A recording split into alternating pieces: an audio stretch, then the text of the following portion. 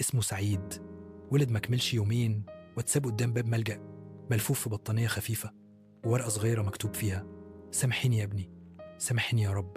من أول يوم سعيد اتسجل في الدفاتر تحت بند لقيط بس محدش فكر لحظة إن اللي مكتوب في الورقة مش بس ندم، ده نداء استغاثة من أم كانت مجبورة. كبر سعيد في الملجأ وسط عشرات الأطفال، كل واحد فيهم شايل قصة وجع، بس بيضحكوا قدام الناس كأنهم عاديين، لكن في الحقيقة لا، مش عاديين. سعيد وهو عنده 6 سنين بدأ يسأل: أنا فين ماما؟ بابا اسمه إيه؟ هو أنا زي باقي الأطفال؟ وكان الرد دايما: لما تكبر هتفهم.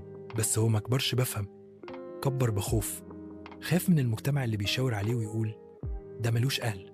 في المدرسة كان بيتقال عليه ده من الملجأ، وكانت دي الكلمة اللي بتكسر قلبه وتخليه يرجع للملجأ وهو ساكت وكل حاجة جواه بتنهار. شاف أصحاب ليه بيتم تبنيهم وبيمشوا مع بابا وماما جداد، وساعات بيرجعوا تاني بعد شهور مكسورين أكتر من الأول لأنهم اتخذلوا مرتين. سعيد نفسه كان بيتمنى يتحضن، يسمع كلمة ابني من قلب مش من شفقة. لكن عدى عليه 18 سنة واتقال له الكلمة اللي بيخاف يسمعها: انت كده كبرت، لازم تمشي من هنا.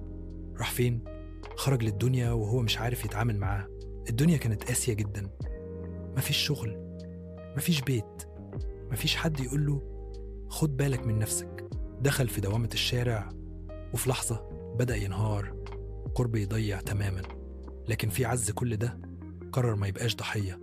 اشتغل أي حاجة، مناديل، كهوجي، عامل مخزن، وهو عنده 24 سنة قرر يكتب قصته في بوست على الفيسبوك وقال في آخره: أنا سعيد، اتولدت في ملجأ وتربيت من غير أم ولا أب، بس أنا إنسان زيك بالظبط، لو شفتني يوم متبقاش القاسي.